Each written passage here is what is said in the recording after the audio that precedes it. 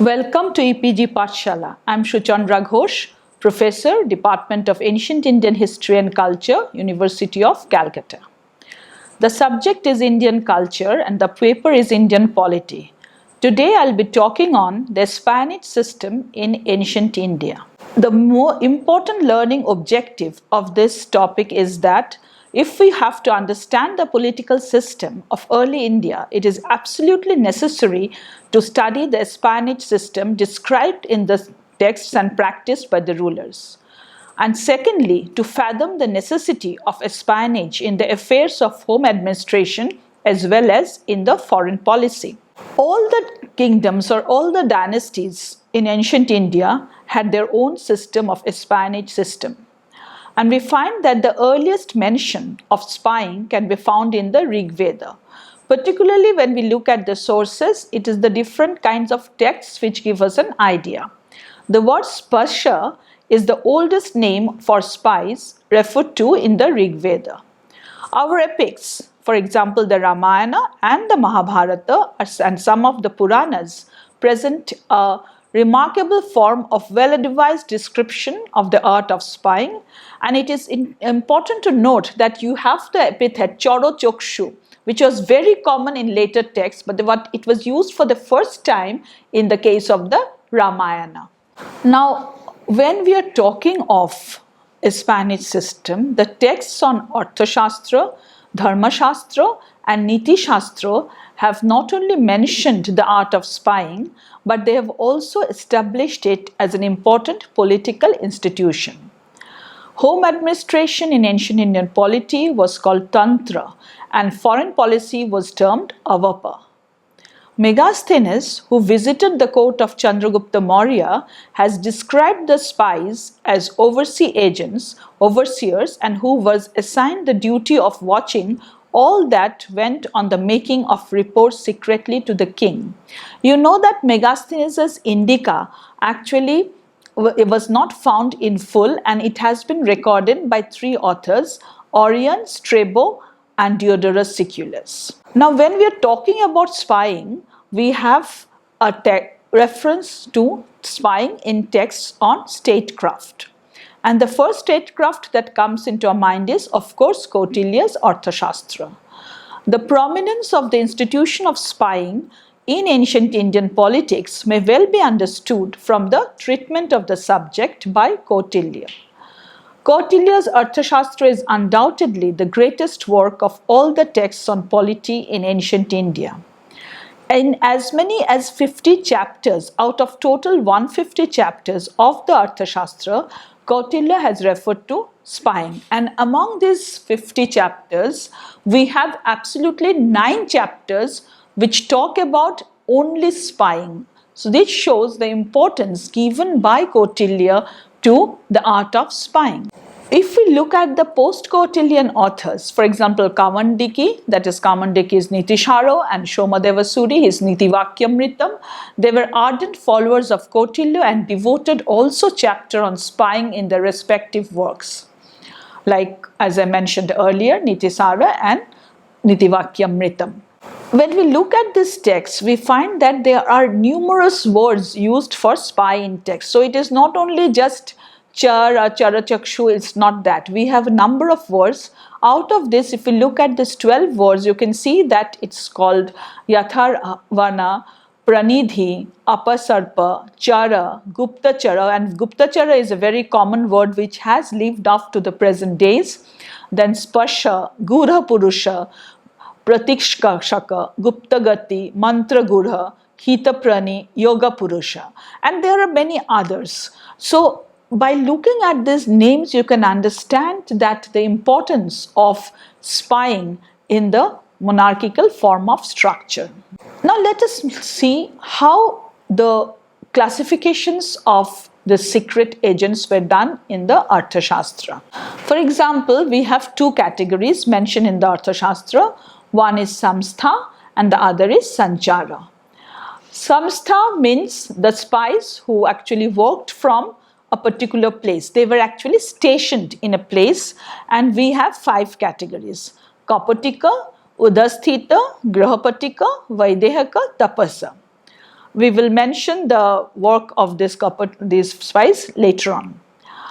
And then in the next section, that is the Sanchara, which means those who wander from one place to another. So they are not static, they are moving spies, they move around from one place to another. We have Kshatri, Tikshna, Rasada and Bhikshuki. Apart from these two categories, we have another category of a class of spies known as the Ubhay Vetana. Now coming to the description of spies, as I mentioned that in Shangstha there are 5 categories. Now let us look at what this category of spies were doing. We have Kapatika. The word Kapatika is derived from Kapata, which means deceit, and this is also used now.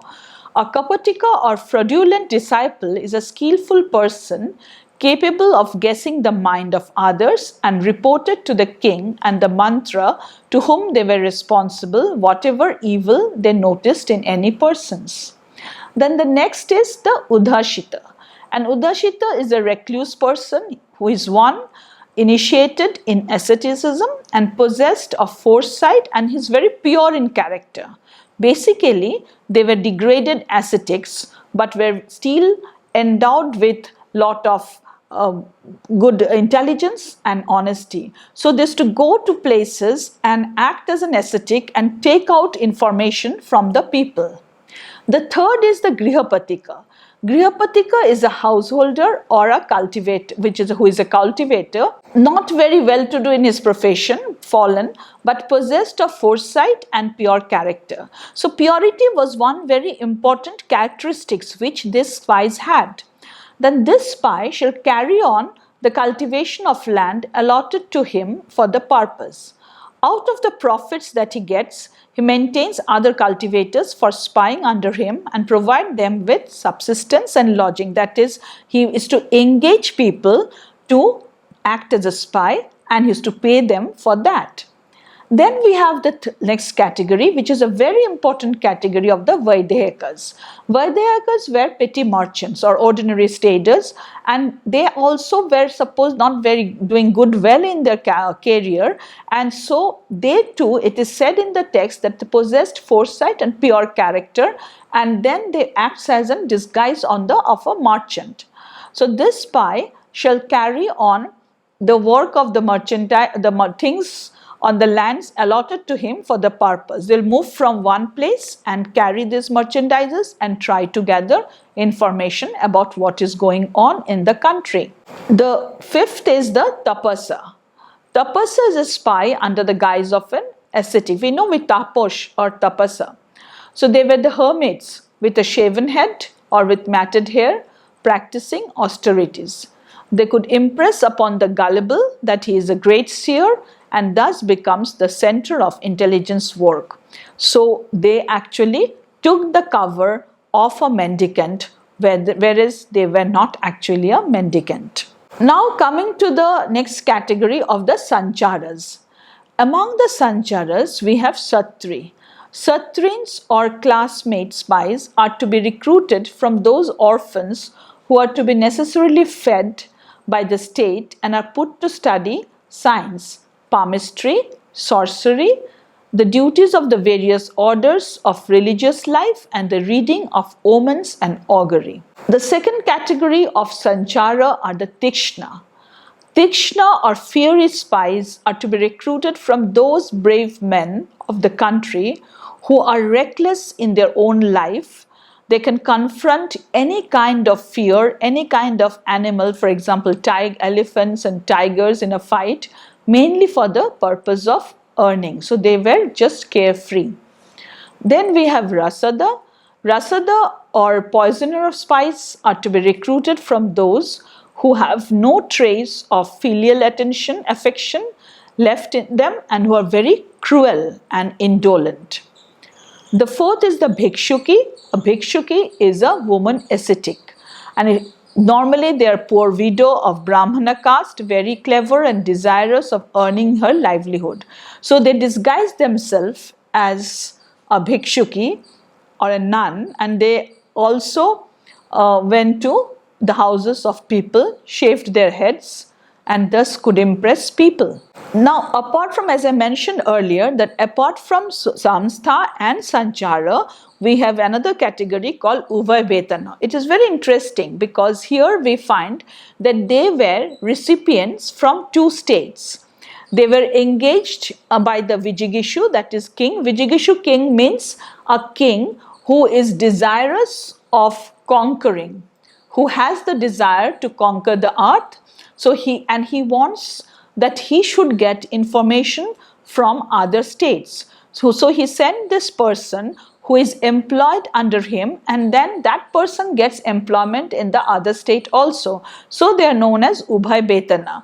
They formed a class by themselves with the distinction they belonged neither to Samstha nor to Sanchara classes of spies. In modern day system also, like you know that there are spies who are known as double agents. So these Ubhay Betanas of the earlier period were actually double agents. The next point that we have to know is that what are the different kinds of disguises or covers that a spy used to take. And here Arthashastra is of great help to us. It gives us a list of covers that the spy used to take, and among them I'll mention here today 10 lists, and you can look at the e-text where you have the entire list, where you'll find that so many covers were taken by a person. So they could have taken the cover of a blacksmith who is known as an Agnijiva, or the border security personnel Antapala who was employed by the king, Ashwa Vanija, that is a horse merchant, teacher or acharya, then he is a lunatic, Unmatta, purchaser or seller of grains, the Dhanya, Kreta, Vikreta, a dancer, and you can understand a dancer can always address a lot of people. So by taking the cover of a dancer, one could actually get into information of the elites. Then wandering woman ascetic, Prabrajika, Buddhist monk, Shramana, and actor. But apart from this 10, there are many more which you will find in the e-text as I mentioned before. Apart from Arthashastra, we have this category of text, the Manusmriti, which also gives us a very good account of the spying in early India. Though it does not have so many chapters, but when it talks about the Raja Dharma, or when it talks about kingship, it gives us an idea of what the kingship was all about and where in the whole category of kingship the idea of spying stood. So Manu has presented all the necessary and essential points on Raja Dharma in the 7th and 9th chapter of his Smriti text. So Manusmriti also contains no continuous deliberation on the institution of spying, yet the comments he made on the utility of spying and the mode of working of the spies deserve close attention and deep consideration. Manu's attention on the institution of spying can easily be understood by looking at his enumeration of the duties of a king. That what are the kinds of duties that the king has to perform, and he says that the top priority should be given to 8 kinds of deities. So these like sending ambassadors, completion of deeds already undertaken, knowing the behavior of the women of the seraglio, and supervising the mode of working of his spies. These were the 4 important. Then supervision of the 8-fold works, knowing about the group of 5 types of spies, monitoring the loyalty and hostility of the subjects, observing the circle of the neighboring kings. We shall go into the details in the next section. Now, when we look at these 8 duties of a king, we find that 2 of the duties are directly connected with the institution of spying. 4 others are indirectly connected with it, and even the remaining 2 duties like completion of deeds already undertaken or supervision of the 8-fold business may also be shown to be connected with spying. I mentioned earlier that there were 4 which were connected, and these were actually dependent on spying. These 4 are sending ambassadors, knowing the behaviors of the women of the seraglio, which means that First, if you look at the first point, sending ambassadors to different countries, to different kingdoms, so that these ambassadors, the Dutakas, could actually bring back information. Then knowing the behavior of the women of the Seraglio, that is the inn, so people should go to the inn, mix with the women folk there who actually were perhaps much more knowledgeable about the elite group of that country, and they could give some information. Then monitoring the loyalty of the hostility of the subjects, then observing the circle of the neighboring kings, that is the mandala of the neighboring kings, which is very important because one has to keep in mind that what was happening in the neighbor to be a proper ruler. Among the duties of the king, when he is talking about, Manu is talking about the 8 most mate kinds of duties, he mentions the institution of spying twice, and once with the words pranidhinam cha cheshtitam, that is supervising the mode of working of his spies. That is in Sloka 153, and again he uses the word Panchavarga. Now in the term Panchavarga, which is in the Sloka 154 of the 7th chapter, it has been used to signify the 5 classes of spies. And we know that Medhatiti, who was a commentator of Manu, on his Sloka number 54, has described in details the characteristics, the mode of action and the subsistence of these 5 classes of spies. Means, by subsistence I mean that how these 5 classes of spies used to live their livelihood. In Manusmriti, apart from these duties of the king, the role of ambassador was also very important. According to Manu, an ambassador is responsible for unity or alienation among the king. A person who is a good ambassador will always try to see that his king has become a friend of the neighboring king. Regarding the mode of working of an ambassador, Manu has stated that after entering a foreign state, an ambassador should observe the acts and deeds of the king of that state and should try to guess the rival king's attitude through his gestures, postures, and behaviors towards his servants. And finally, after knowing the intentions of the rival of king, of an ambassador should take the appropriate measures so that the interest of his own country is not foiled. So it is clear that the duties of an enumered by Manu for an ambassador are nothing but the duties of a spy.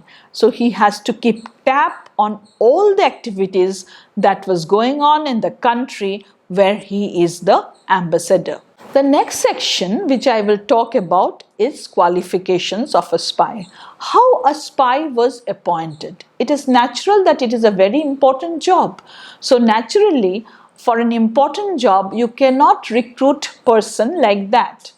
So if we start with the Rig Veda, we find that in verse 7, 87.3, Varuna's spies have been praised with the 4 remarkable epithets applied to the spies.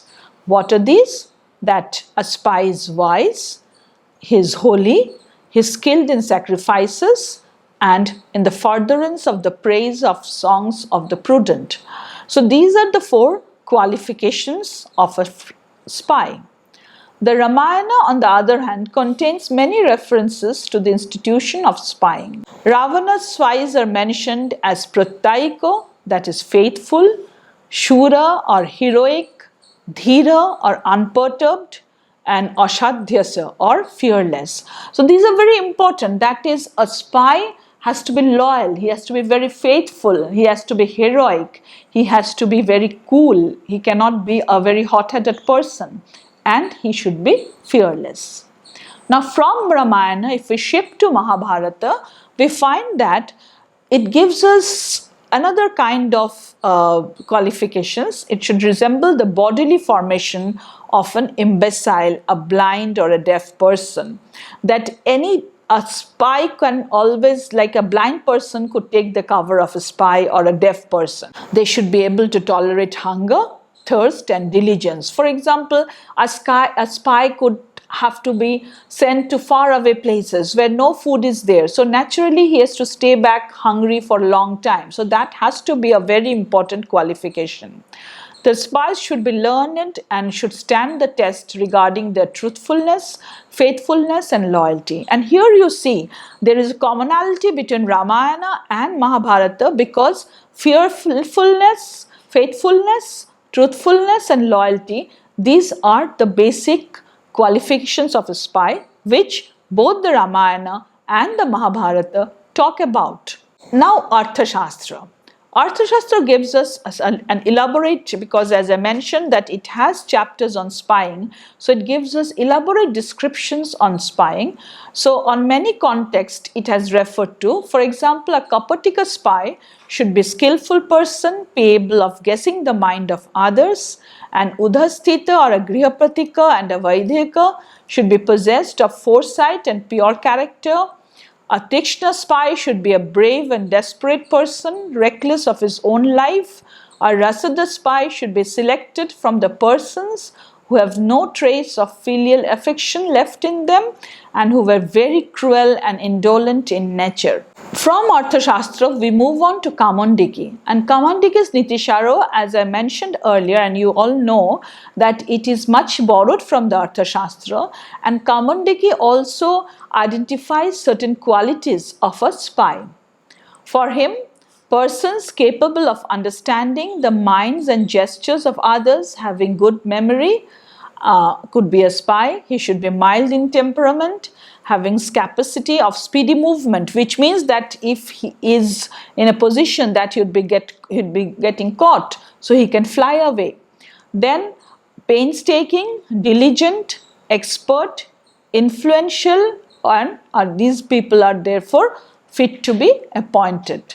The very important section on the art of spying or espionage system is position and contribution of the spies. That how the spies were looked upon by the state. And generally we find that spies were advised to be planted everywhere so they could visit every place and watch everything unceasingly.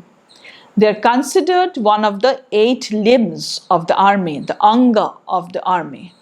In the Ramayana, we find that Surpanakha says to his brother Ravana that if you do not have confident spies, then no king can rule the kingdom. So confident, loyal spies are very important.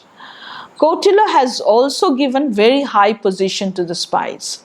Their work is so important that it is obliged to give a daily audience, that even the king is obliged to give a daily audience to the reports of the spies. And what we find in Kautila's Arthashastra is that there is an idea of surveillance. It's so strong in the state, in the idea of the state, that spies occupy a very prominent position in the whole understanding of the statecraft. Now, this is very interesting when we find that a king has to meet the spy and there were separate timings. So the king was supposed to give sufficient time to understand the activities of the spies, namely a portion of time 12 to 1:30 p.m. was devoted to understanding the secret reports from spies written in cryptic characters, 6 to 7 p.m. to interview with spies, and a portion of the period from 3 a.m. to 4:30 a.m. to standing out spies on their errands. So this was important because you have to think that which spy will go to which place, what should be the work of the spy, and that was decided by the ruler. So that itself shows that the importance of spy, that was decided by the king himself. Even in the Ashokan inscriptions, we find that a category of officers are mentioned. They are known as Pativedakas. Pativedakas comes from the Sanskrit word Prativedaka, and that means these Pativedakas could enter, the Ashokan inscription says that these Prativedakas could enter the king's chamber any time for passing on any information. So they were allowed always, even the king was in his inner chamber. Now what we have discussed till now, if we think about it, we find that the spies have been largely employed in early times, not merely to ascertain the validity or the invalidity in the statements of the parties and witnesses, but also to gather correct and reliable information as to the movements of any inimical tendency or disposition, which means that a spy was asked to act according to the importance of the particular task he was given. If there was something that has to be repeated immediately to the ruler, he could come and report it to the ruler. And that is evident, as I mentioned, from even the textual references and inscriptional references like Kautilya's Arthashastra and Ashoka's inscriptions.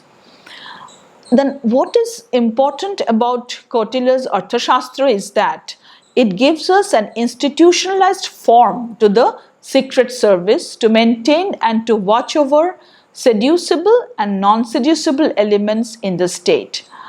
Kautilya's Arthashastra was the base for many of the future texts which talked about spying, like Kamanda's Nitisharo and Somadeva Suri's Nitivakyamritam.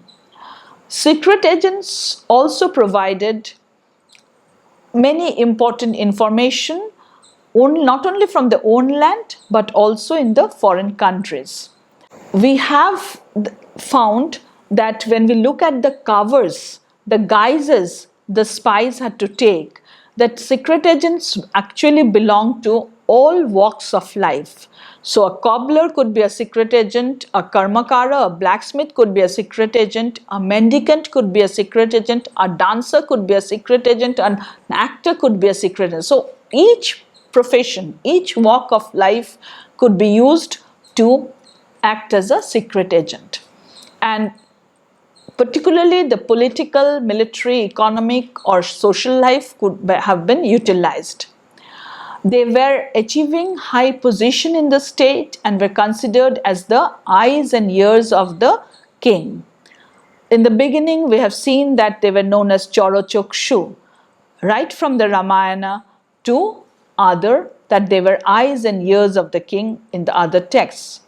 So Indian political writers have very systematically and assiduously established that the success of all governments and it's likened on the is dependent on the capability to effectively implement the rule of law, when in turn depends on the performance of the spy system. And this performance of the spy system depends on a very good administrative system which the government should have.